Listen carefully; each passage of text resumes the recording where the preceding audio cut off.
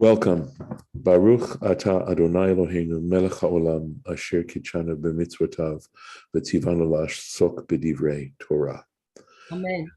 And we are, of course, talking about the showbread table, and this is what it basically looked like, at least according to the picture that is in the Art Scroll Tabernacle book.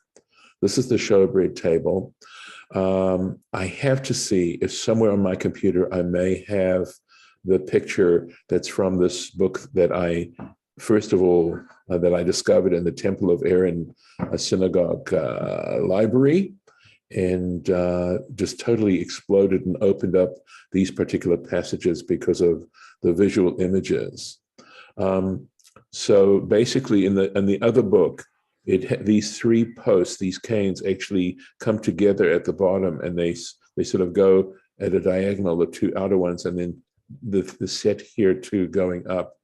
Let me see. I think I have another. Let's see if I can get that for you. Yep, here we go.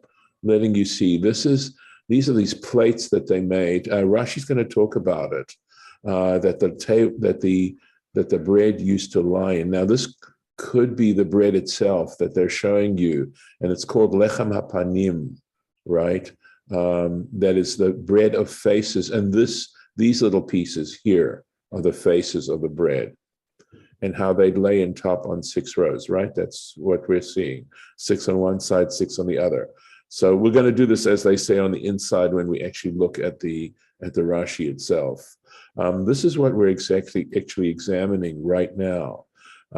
Is this structure of the construction of the table. This is without those other pieces that are there. Let me see. Thank you. This is good. All right. So they give you some more details here regarding this and the dimensions that it's giving you. So I'm going to stop this share and go to a new share. Let's go here. Let's try this. Okay, I am going to have to possibly open up to find the actual passage that we were looking at. Sometimes it gets buried in other things. Okay, I'm going to have to stop this share. To make sure I have opened up the other part. Give me a moment, please. Okay, so for some reason, it's not showing. This is interesting. I don't know why this is happening on my computer. Let me see. Okay, there we go. All right. There we go. Good. I think I should be able to do it now.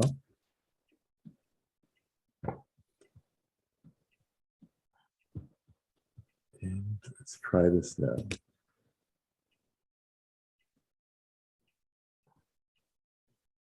Yes. And there we are with our text. Forgive me, it took me a few moments to find the text. All right. So yesterday we did this verse. I don't know that we did, yes. So we were talking about komato, its height, and gova raglav, the height of its legs, in ovi hashulchan, with the thickness of a table. Now, I don't know if I can do 2 shares at once. I don't know if I'm capable. No, let's see, it says, no, it won't allow me to share 2 things at a time. So I'd have to stop this share, I believe, and let's just see. Let's see what happens. Yep, so it won't. So remember, we're talking about the Gova HaShulchan, right? That's what we're talking about. So here, this board was placed on top of the legs, and I believe that's what Rashi is talking about. And we'll try to go back to, yeah, I should be able to do this. There we are, back, right? So he says with the thickness of the table. So if you remember the picture you just saw, there was also a part that was a board that was on top of those legs. So he's saying together they make that height. of amah v'chatzi, a cubit and 1/2. So onwards to the next verse. V'tzipita oto zahav tahor. You should cover it, right, with pure gold. You should put gold, in other words, like you put gold foil over it, or perhaps even a little thicker than foil. But you're going to cover this wood, this acacia wood, with this pure gold. Va'asita lo zer zahav, and you should make it a zer, a wreath, a crown of gold, saviv, all around. Let's take a look at how Rashi explains. So you can see that without the pictures, it's very, very difficult, unless you are gifted at visualizing. And I know there are people who are gifted at visualizing from a written description. This is not one of my strong suits, how helpful it was to see the pictures. So yeah. Are you sure that's where we were? Because the Rashi we were looking at before is in Sheni, and that might be last year's, because I think that, let me get back to it. I just lost the by the way. Do you see this? Yeah, I do. Yeah. But the Rashi that we were looking at just now, yes, that I thought we were dealing with yesterday, was, I think, 19. I thought it was, wait a second, not 19. It was 17, I thought, when we were talking about the thickness.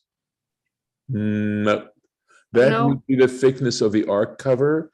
Yeah, okay, that's what my yeah, but we finished. This is where we are. Okay, I don't see anything before that about the thickness, but that's okay. Right. Yesterday, I remember that we did this komato, its height, and discussed that. All right.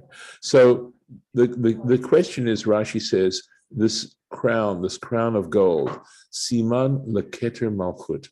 This is a sign, okay, of the crown of royalty. Shehashulchan, because the table itself, Shem Osher Ugdula, it connotes wealth and greatness. Kamoshe Omrim, and he says there's a phrase that we use, Shulchan Melachim, the table of kings, which has to do with generosity and abundance and things like that. So this is I'm sorry, what chapter are we in? We are in chapter 28, I believe. I think it's Kafet 28 verse 27. Okay. Make sure that I'm correct about it. Could be Kaf Hey, could be 25. Yeah, it could be more likely 25. Sorry, it's just very hard for me to see if that's a Hey or a Chet. That's the reason. But no, 25. I'll go with 25. Okay. So, yeah, go ahead. I just don't see that on 25:14. It would be 25:27. Oh, 27. Okay. Thanks. I mean, as I have said before, if you could kind of let us know exactly where we are when we start. Okay. All right. So we're on 25:27, and we're looking at the symbolism of the table, right? Which is the symbolism of royalty. And I thought it was very interesting that when he was saying this, that when Rashi was saying this, is the notion of what does royalty connote, right? Royalty has the connotation of taking care of people. In other words, that it's the welfare of the nation ultimately that the ruling power is responsible for. And I thought that was really lovely. My sense is that the whole concept of kingship, right, which quite possibly originated on a smaller level with tribes, with tribal living, where you had a tribal chief, and essentially what that was about was to protect the group from outside attacks. and the notion and the realization that unless you had an organized group of people to defend yourselves, it wasn't going to work. You weren't going to be effective. And that the reason for the monarchy to begin with was an extension of that notion of protection. So kingship is essentially about protection. And of course, we have external protection through an army, and we have internal protection through laws, through proper government, through a system of justice. Those are two ways that where the ruling power is ultimately responsible to do a decent job.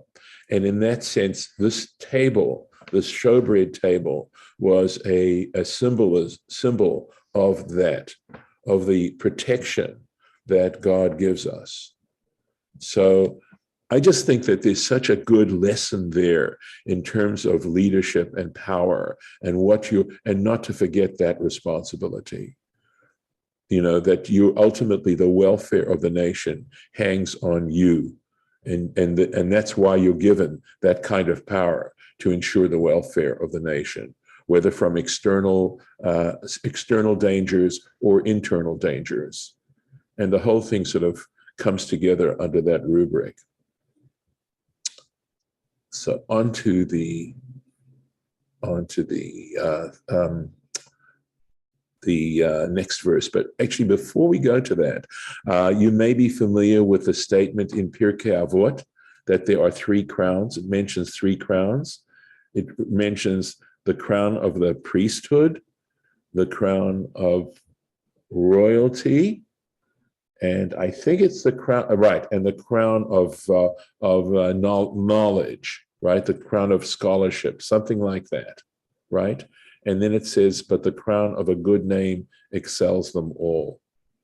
And just to remind you that the first thing we dealt with was the ark that also had a crown, okay?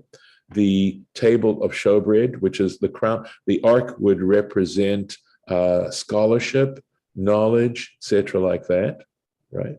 There's the crown of royalty, which is what we're dealing with in the showbread table.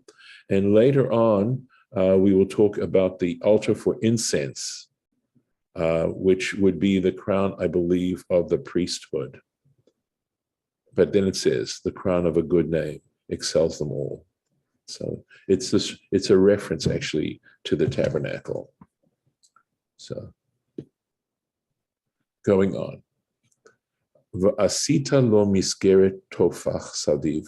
You shall make for it a frame of a handbreadth around. In other words, the thickness of a handbreadth. V'asita zer zahav lamiskarto. And you should make this crown to the framework. In other words, attach the crown to the framework, saviv, all around it. Now, again, the book that I actually possess makes that very clear. And I'm going to stop this share for a second. Give me a second. And go back to the picture of this. So what it isn't showing you here, what I didn't see in the book, is that this piece here, this square right underneath this is I believe this is the crown that they're talking about. Okay. And this top of the table here was actually a miscarriage. It was actually open there. It did not have, I think there was something, or excuse me, this was the miscarriage underneath here, right? And then here is the crown on top of it. So I think that's how you translate miscarriage is an interesting, let me see if I can make this a little bit bigger and see if we can read it. Okay, so they're telling you that this is the miscarriage. So this is this open piece here. Here we go, look at this, right? And here they're really trying to show you how it fits with the verses, okay? So this height would be a tefach, and the tefach is a handbreadth.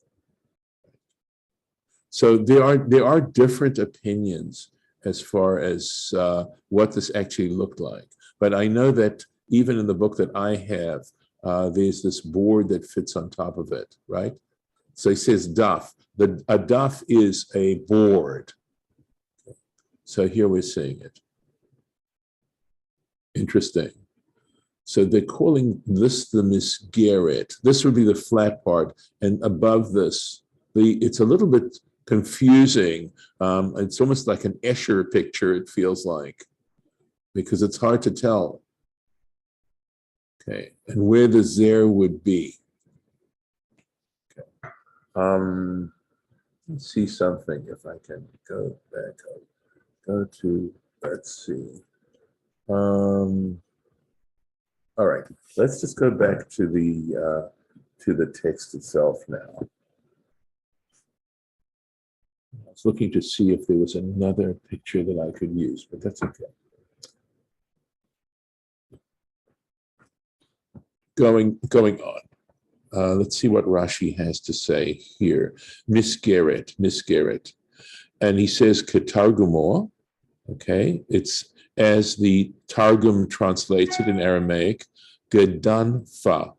In other words, a rim, an enclosure. V'nechlaku, there we go, Chachmei Yisrael Badavar. And the Rashi mentions that there is a disagreement amongst the sages of Israel. In other words, the early rabbis disagreed regarding this. Yesh omrim lamala haita saviv shulchan. So this is the picture actually that we've got here in the Art Scroll version. There were those who said that it was above the around the table, so it sat on top of the table around. Kemo levaz bezin shebisfat shulchan. So I am sorry that I don't have a ready translation for you here. Let me see if I can find one. One moment, please. Sorry, I believed I was prepared. Here, see what we can do. Forgive me. Okay. And I will give you how he translates it. Okay, forgive me, Sfaria translates it as a vertical ledge. Okay, that's what he says, okay? Vertical ledge, shebisfat shulchan sarim, that is on the rim of the tables of nobles. Veyesh omrim, so that's one opinion. Veyesh omrim lamata haita, then others say that it was below haita, tekua meregel leregel, and it was attached from one leg to another leg, ba'arba ruchot, in the four directions, hashulchan, of the table. The daf hashulchan, and the board of the table, that is the tabletop, shochev al oto misgeret, was resting on that frame. So in this other book that I have, that's the way they depict it. And it looks like the Art Scroll is using the first opinion in its representation of what the table looked like. So if and when I can find that picture from the other book, I'll let you take a look at it and you'll be able to see it. So, V'asita zer zahav lemiskato, you shall make a crown of gold to this misgeret, to this frame. And again, so what happened in this other picture is that you see the four legs, you see them connected to each other with this frame. So they're held in place by this frame, right? And then on this frame, there is this crown, and then the tabletop rests inside the enclosure that is made by this frame. That's how they, if you can visualize what I'm telling you. So. Oh, good. All right. Janet, do you want me to let you, okay. Do you want to send me the what you have? And I'll take it. Let me keep going here just so that I can finish the I already Thank you, sent Roger. it to you. Okay, so all right, I didn't see it in the pictures you sent me. Let me look. I have basically 4 or 5 pictures. Okay. Oh, I see what you're saying. All right. Let me see what I can do here. Hold on a second. Okay. And let me see if I can find it now. So it's interesting what the experience that I'm having with let's try this now. Here we are. Hold on a second. I'm sorry. I'm having, okay, good. I see it now. And I may be able to, I'm going to go back. I'm going to stop the share and I'm going to see if I can find it here. I think this is what Janet's talking about. Okay, so what you don't see is how this is simply a frame. Okay? And how see how the crown goes around this and the tabletop fits. Now, if you look carefully, I'm going to open this up for you. You can see how this is a frame. Although in this case, I don't know why we have this little corner here, because I think it would simply fit on top of the 4 legs. But again, you start to get into the details, and then this is the tabletop. This is the daf that fits inside there. So this is the other. Thank you, Janet, for reminding me that you'd sent me this picture as well. So, okay. I'm going into all that kind of detail because it's so hard to visualize all this. And I'm trying to make sure that you can. Okay. Yeah, we need to consult with Rabbi IKEA. Yes, it looks like it, doesn't it? Okay. Here we go. I don't think we did this. Va'asita zerzav miskator. Right. So he says this new mention of a crown, Rashi clarifies, isn't a new crown. Who's zer ha'amur lamala? That is the crown that was mentioned in that previous verse. Upiresh lechakan. And here scripture explains to you, she'al hamiskeret hayta, that this was on top of the miskeret, that this went above. The point is, al here, I believe, means not on top of, but above. It went above the miskeret, this frame. And that's exactly what we're seeing in the picture. So we're going to stop here. And give me one moment to take this.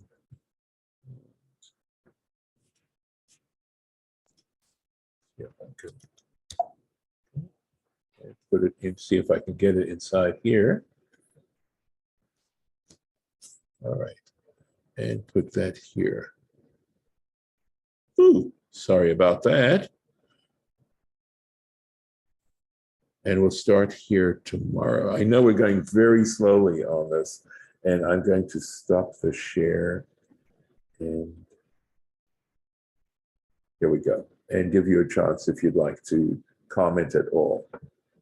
Yeah, I got a question. Yes, go ahead. Go ahead, Arlen. My question is the bread on that table. Why 12 loaves? 6 loaves on one side, 6 on the other. Right. So you understand what the connection is with 12. When you think of the number 12, what do you think of? In the Bible, at any rate. Tribes. 12 tribes. Okay, and we want to go beyond that. And again, why 12 tribes? They were What? in various encampments around the Mishkan. Okay, so that is the way they were organized. But again, the number 12, of course, is the 12 signs of the zodiac. Oh. And what this is trying to do is to link what is going on here on a universal kind of level. To say that there is universal significance to what's going on here. And that the 12 tribes in that sense represent the 12 signs of the zodiac, which is the 12 months of the year, which is how we get 12 months of the year, that connection.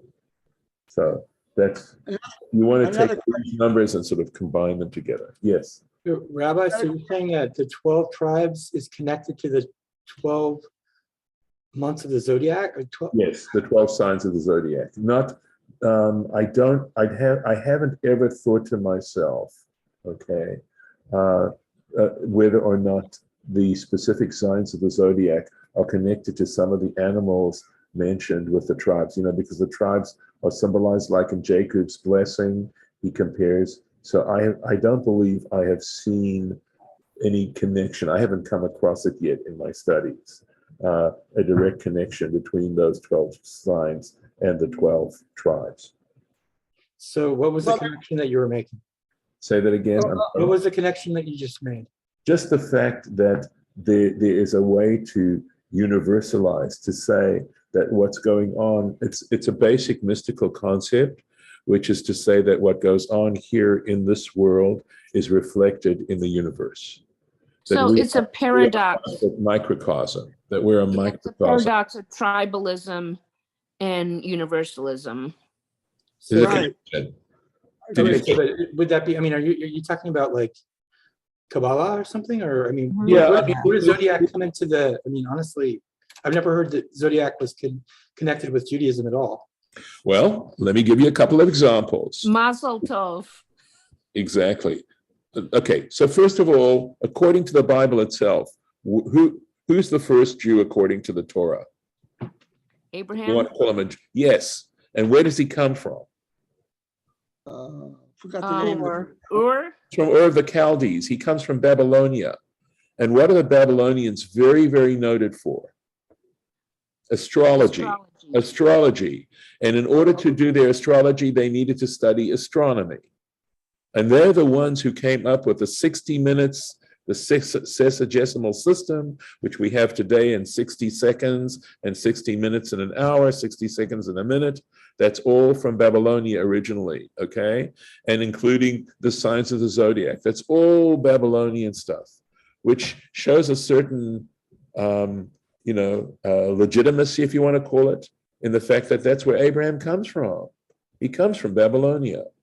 Okay. And then there's So Mazel Tov also means, like basically may the stars be with you. Yeah, it may does. you have good stars. True. Or that you'd be born. That's why I wasn't being flip when I said Mazel Tov. I was referring to the cosmology in Judaism. Right. Let me go a little bit more specific. When is Pesach? What month of the year? Nisan. And what season is that?